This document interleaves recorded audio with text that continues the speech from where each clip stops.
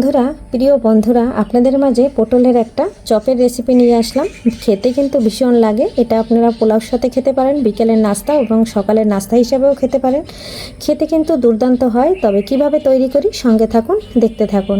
আশা করছি আজকের রেসিপিটা আপনাদের কাছে ভীষণ ভালো লাগবে।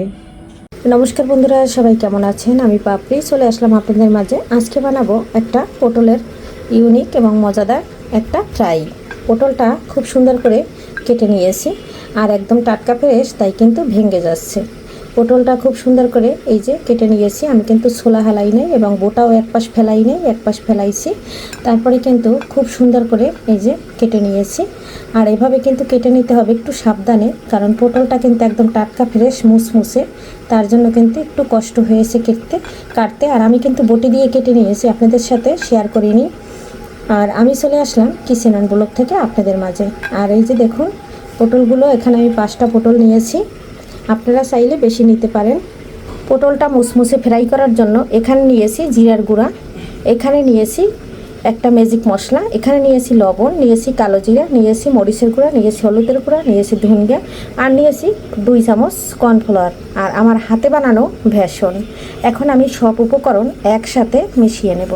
শুকনো উপকরণটা চেষ্টা করবেন আপনারা একসাথে মিশিয়ে নিতে। এই যে খুব সুন্দর করে একসাথে মিশিয়ে নিলাম। এখন বন্ধুরা, এখানে আমি অল্প অল্প করে জল দিয়ে ব্যাটারটা তৈরি করে নিচ্ছি। জলটা আপনারা, এখানে আমি একটু হলুদ জল দিয়ে দিলাম। এখানে আমার একটু জল ছিল মশলা মাখা, সেটা আমি দিয়ে দিলাম। আর এই জলটাই হয়ে যাবে। এই যে দেখুন পারফেক্টভাবে কিন্তু হয়ে গেছে।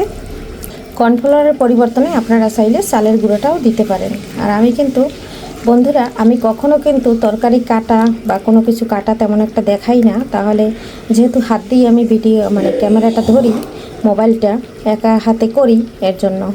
তার কারণ এটা করতে হইলে স্ট্যান্ড লাগে, আবার 2 জন লাগে, তারপরে আমার সময় নাই, আমি তাড়াহুড়া করে ভিডিওগুলো বানাই, তাই অনেক কথা অনেক কাজ ভুল থাকে। বন্ধুরা সবাই একটু ক্ষমা সুন্দর দৃষ্টিতে দেখবেন। তাই যে ব্যাটারটা তৈরি করে নিয়েছি, এর থেকে পাতলা করা যাবে না। ব্যাটারটা তো ফিটনেসটা দেখে বুঝতে পারছেন, ফাইনাল লুকটা হয়ে গেছে। এখন আমি একটু হাতটা কাছিয়ে নিয়েছি।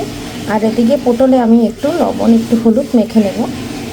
এখানে আমি একসাথে হলুদ আর লবণ নিয়ে নিয়েছি। এখন আমি আলতো হাতে খুব সুন্দর করে মেখে নিচ্ছি। আর বেশি জোরে করে মাখা যাবে না, তাহলে কিন্তু আমার পটলটা ভেঙে যাবে। বন্ধুরা, ভাজার জন্য কড়াইতে তেল দিয়ে দিচ্ছি। এদিকে দেখুন হলুদ আর লবণ দেওয়ার পরে পানি ছেড়ে দিয়েছে। আমি ভালো করে মেখে নিয়েছি। এখন আমি বেটারে চুবিয়ে খুব সুন্দর করে ভেজে নেব। আর এটা একটু আলতো হাতে মাখাতে হবে। এই যে দেখুন এভাবে একটু ছড়িয়ে দিলে বেশি ভালো হবে। আর এই পটলের চপটা কিন্তু খেতে দুর্দান্ত হয়, একবার বন্ধুরা খেয়ে দেখবেন। আর এইভাবে কিন্তু এই যে আমি কিন্তু মাখিয়ে নিয়েছি, তেলের মধ্যে দিয়ে দিলাম। এভাবে এক এক করে সব দিয়ে দিচ্ছি। এভাবে সব দিয়ে একদম ভেজে নেব। বন্ধুরা এই যে উল্টে পাল্টে খুব সুন্দর করে ভেজে নিয়েছি, একদম মুসমুসে করে। এটা কিন্তু আপনারা পোলাওর সাথে খেতে পারবেন, ভীষণ মজা লাগে। বিকেলের নাস্তা হিসাবে, স্ন্যাক্স হিসাবে খেতে পারবেন। অসম্ভব মজাদার একটা খাবার। বন্ধুরা সবগুলো পটল একদম ভাজা হয়ে গেছে। আর এই যে দেখুন কত সুন্দর। এখন আমি তুলে নিচ্ছি। এভাবে আপনারা একটু কড়া করে ভেজে নেবেন, তাহলে মুসমুসে হবে। বন্ধুরা এই যে দেখুন ফাইনালি আমার একদম হয়ে গেছে। কেমন লাগলো পটল ফ্রাই? একদম ইউনিকভাবে ভীষণ মজা লাগে খেতে এই চপগুলো। আর একবার বন্ধুরা এভাবে তৈরি করে খাবেন। বাজার ভর্তা এখন পটল আছে, আর এখানে আমি কচি পটলটাই নিয়েছিলাম। আপনারা চাইলে বাড়তি পটল দিয়েও করতে পারেন, কোনো সমস্যা নাই, তবে কচি পটলে বেশি ভালো হয়। আজকের মতো বিদায় নিচ্ছি। সবাই ভালো থাকুন, সুস্থ থাকুন, বাই।